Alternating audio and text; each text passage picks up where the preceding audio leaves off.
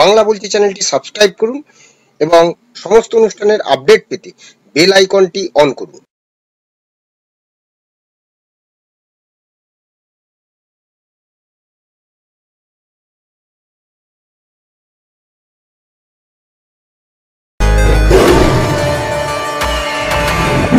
I challenge them. If they have the guts, you go election for tomorrow. We are ready and Bengal is ready to accept your challenge. খেলা আবার হবে 2026-এর খেলাটা আর একটু জোরে। নমস্কার, বাংলা বলছি চ্যানেলে আপনাদের স্বাগত।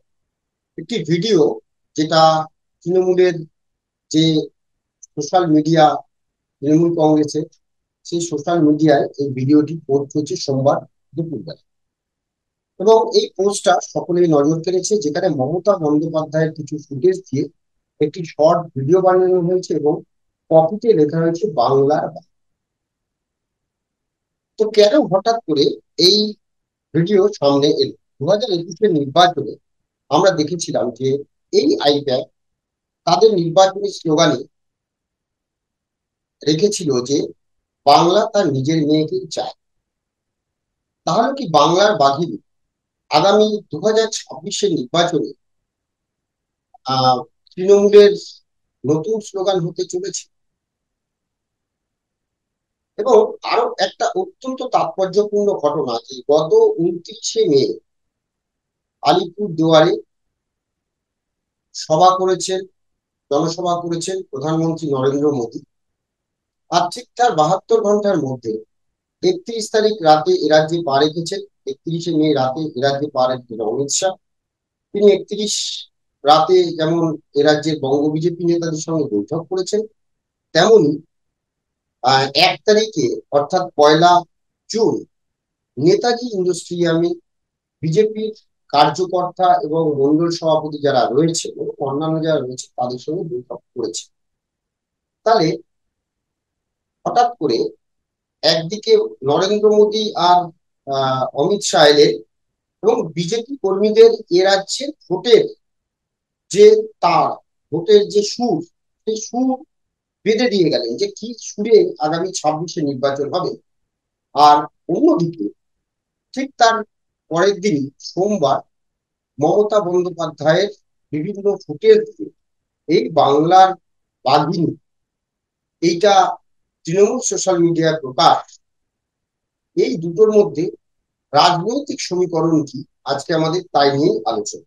যদি আমরা এবারে এই রাজনৈতিক সমীকরণে যাই, তাহলে যদি দেখি যে নরেন্দ্র মোদী যা বলার বলেছেন, হ্যাঁ, তিনি নানা রকম দুর্নীতি থেকে শুরু করে এ রাজ্যের মানুষ ঠিক নেই, কেন্দ্রীয় প্রকল্পের কথা তুলে ধরেছেন, যে কেন্দ্রীয় প্রকল্পগুলো এ রাজ্যের সরকার চালু করতে দিচ্ছে না। এই সমস্ত কথা বলে তিনি 26-এর কিভাবে নির্বাচনে যাবে সেটা তিনি একটা রাস্তা দেখিয়ে গেছেন বলা যায়। আর ঠিক তারপর 72 ঘন্টার মধ্যে রাজ্যে এসেছেন স্বরাষ্ট্রমন্ত্রী অমিত শাহ, এবং যিনি এই বাংলার দায়িত্বে অর্থাৎ নির্বাচনী দায়িত্বে তিনি রয়েছেন। এবং এবং সেই অমিত শাহ যখন 26-এর নির্বাচন নিয়ে যখন মমতা বন্দ্যোপাধ্যায়কে বিঁধেছেন, এখানকার নানা রকম দুর্নীতি থেকে শুরু করে নানা রকম বিষয়ে তিনি বিঁধেছেন, ঠিক সেইখানটাতে দেখা যাচ্ছে যে মমতা বন্দ্যোপাধ্যায় তার যে মহিলা বাহিনী, অর্থাৎ আমরা যদি দেখি রাজ্যসভার সাংসদ সাগরিকা ঘোষ, লোকসভার সাংসদ কাকুলি ঘোষ দস্তিদার এবং রাজ্যের মন্ত্রী চন্দ্রিমা ভট্টাচার্য, তাদেরকে নামিয়েছেন। এবং অমিত শাহ যে যে বিষয়গুলো নিয়ে কথা বলেছেন সেই সেই বিষয়ে মমতা বন্দ্যোপাধ্যায় তাদেরকে দিয়ে তার যে পাল্টা জবাব দিয়েছে। এইবারে আমরা যদি এবার দেখি যে হঠাৎ করে মমতা বন্দ্যোপাধ্যায়ের এই বাংলার বাঘিনী, এই যে পুরো ভিডিওটা কেন প্রকাশ, তাহলে কিন্তু অমিত শাহ সভা যে যে বিষয়গুলি নিয়ে অমিত শাহ বলে গেছে সেখানে 4টি পয়েন্ট কিন্তু লক্ষ্য করার বিষয়। কিনা প্রথম অমিত শাহ যে 4টি বিষয় বলেছেন, তার মধ্যে রয়েছে নির্বাচন কমিশন, দ্বিতীয় হচ্ছে অনুপ্রবেশ, তৃতীয় হচ্ছে মুর্শিদাবাদের যে ঘটনা ঘটেছে, এবং চতুর্থ দেশের নিরাপত্তা। এবার এই চারটি বিষয় নিয়ে যদি বিশ্লেষণ করা যায় ছোট ছোট, তাহলে আহ দেখুন যে 2026 নির্বাচনে বিজেপি কি করতে পারে এই রাজ্যের জন্য, কিভাবে কোমর বাঁধছে। দেখুন, তার আগে যদি আমরা দেখি এ রাজ্যের বিজেপি সাংগঠনিক যা অবস্থা, সেই সাংগঠনিক অবস্থায় বিজেপি কিন্তু সংগঠনকে নির্বাচন জেতা প্রথম। তৃণমূলের সংগঠনের সামনে তারা মানে যদি সরাসরি নির্বাচন করতে যায়, অসম্ভব, যেটা 2024 সালে দেখিয়ে দিয়েছে যে কিভাবে নির্বাচন করতে হয় একটা সংগঠন নানা রকম দিক থেকে, সে ছয় চাতুরি বলুন বা যাই বলুন, হ্যাঁ, সমস্ত কিছু করে কিন্তু শেষ কথা হচ্ছে জয়। তা সেই জয় কিন্তু তৃণমূল কংগ্রেস দেখিয়ে দিচ্ছে। তো এই জায়গা থেকে যদি দেখা যায় যে 26 নির্বাচনের আগে মমতা বন্দ্যোপাধ্যায় কি করেছে, নির্বাচন কমিশনকে দিয়েছে। সেই নির্বাচন কমিশনকে যদি বেঁধে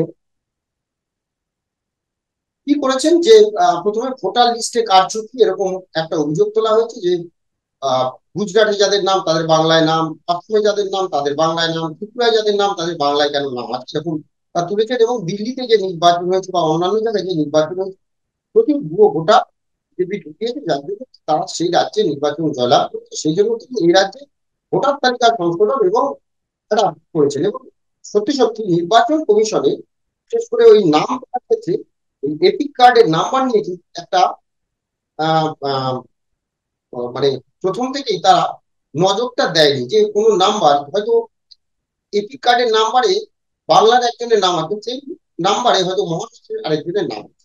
এই দিকটা কিন্তু নজর দেওয়া হয় প্রথম থেকে। তো দিন যত বদল হচ্ছে, প্রযুক্তি হচ্ছে, এবং তার ফলে দেখা যাচ্ছে যে আহ, সেই এপিক কার্ডে হয়তো আমার নাম আছে এবং আমার এপিক কার্ড নাম্বারে হয়তো মহারাষ্ট্রে আরেকজনের আছে বা উত্তরপ্রদেশ আরেকজনের নাম আছে। তো এই যখন ঘাটতি গিয়ে, এটা কিন্তু বিরোধীদের অভিযোগ দীর্ঘদিনের ছিল যে এখানে ভোটার লিস্টের কাজ কি হয়, সবই হয়, তো সেভাবে গুরুত্ব দেওয়া হলো না। কিন্তু দেখুন, নির্বাচন কমিশন যখন কোমর বেঁধে নামলো এই অভিযোগ মমতা বন্দ্যোপাধ্যায়ের পরে, তো সেখানে অমিত শাহ কি বললেন, বললেন এ রাজ্যে অবাধ নির্বাচন হয় না। যদি অবাধ নির্বাচন হয় তাহলে মমতা বন্দ্যোপাধ্যায়ের জামানত জব্দ হবে। নির্বাচন কমিশনের যে ভূমিকা, তা নিয়ে কিন্তু বিরোধীদের নানা প্রশ্ন। এবং এইবারে নির্বাচন কমিশনের ভূমিকা কতটা আক্রমণাত্মক হবে, ইতিমধ্যেই যে নতুন সিইও হয়েছে, সেই সিইও হওয়ার পরে কিন্তু এ রাজ্যের ভোটার লিস্টের বহু কারচুপি বেরোচ্ছে। এবং ইতিমধ্যে দক্ষিণ 24 পরগনায় কিন্তু এই ভোটের কাজে যুক্ত কয়েকজন আধিকারিক তাদেরকে কিন্তু সাসপেন্ড করা হয়েছে, তাদের ইতিমধ্যেই বিরুদ্ধে ব্যবস্থা নেওয়া হয়েছে। এবং পরিষ্কার বলে দেওয়া হয়েছে ভোটার লিস্টে কোনো রকমের যদি মানে ভুলচুক বা কিছু হয়, তার জন্য কিন্তু দায়ী থাকবেন সংশ্লিষ্ট আধিকারিক। এবং এই ভোটার তালিকা সংশোধনের কাজ শুরু হয়েছে। বাংলাদেশিদের নাম তোলার জন্য আধিকারিকদের বিরুদ্ধে ব্যবস্থা নেওয়া হয়েছে।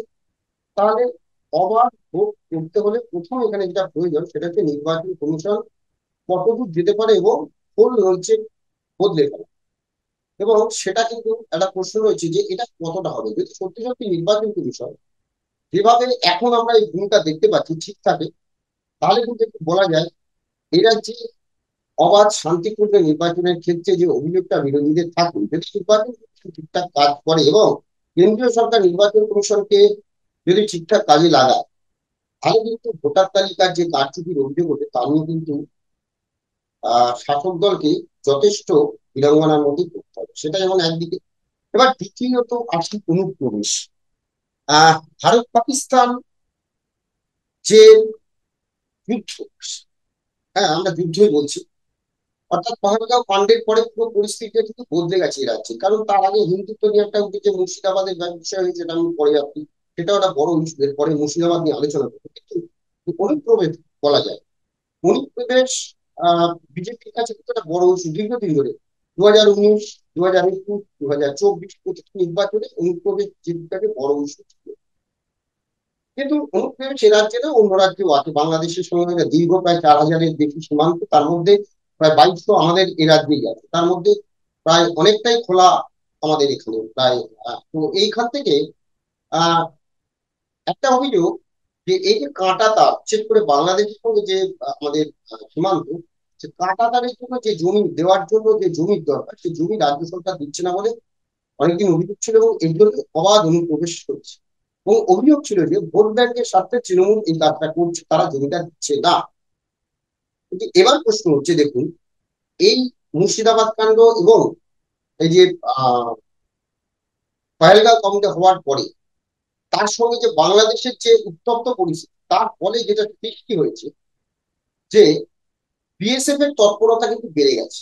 আর গত কয়েক বছর আগে থেকে 2024-এর লোকসভা নির্বাচন আগে, মানে 2021-এর বিধানসভা নির্বাচনের পরে কেন্দ্র একটা ঘোষণা করেছিল 50 কিলোমিটার এলাকা পর্যন্ত বিএসএফ তল্লাশি চালাতে পারে সীমান্ত।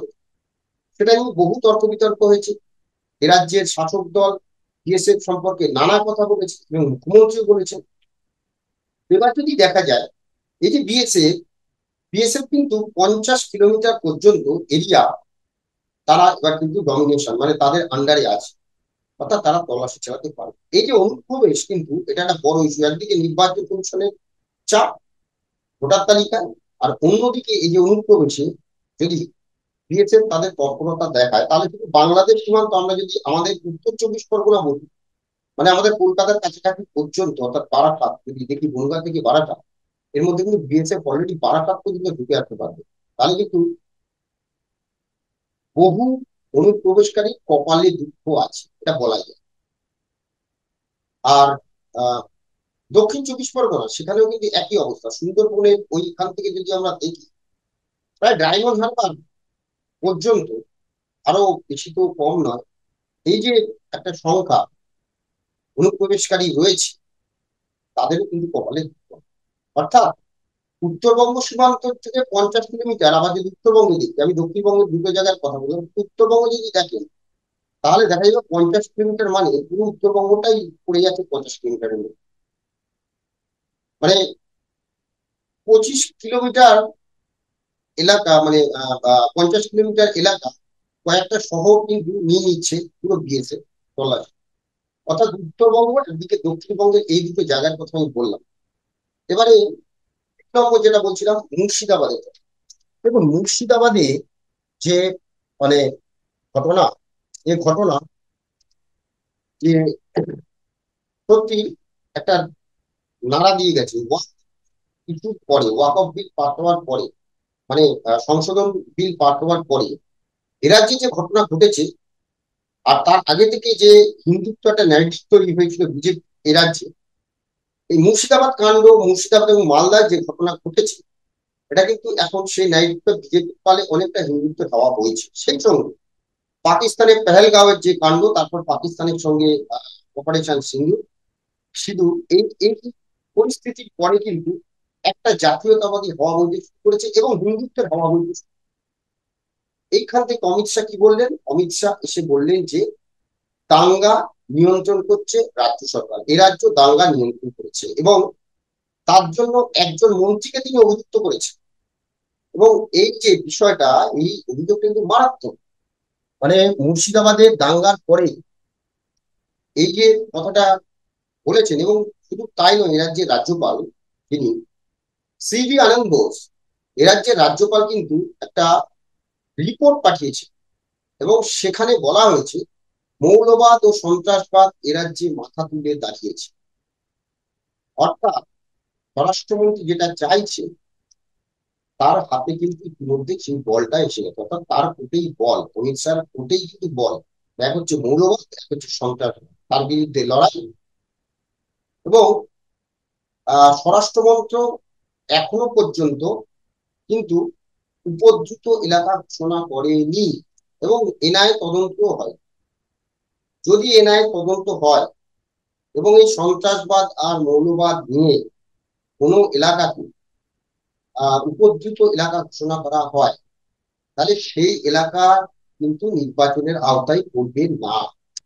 আর যদি যদি যদি সেটা হয়, তাহলে কিন্তু মানে মালদা মুর্শিদাবাদ যা হয়েছে, সেটা যদি উপদ্রুত এলাকা ঘোষণা করে কেন্দ্রীয় সরকার, তাহলে কিন্তু এ রাজ্যের নির্বাচনে এই দুটো মানে এলাকা বাদ দিয়ে কিন্তু নির্বাচনটা হবে। সেক্ষেত্রে এ রাজ্যের শাসক দলের রাজনৈতিক মানে যে একটা পরিমণ্ডল কিন্তু অনেক ছোট হয়ে যাবে।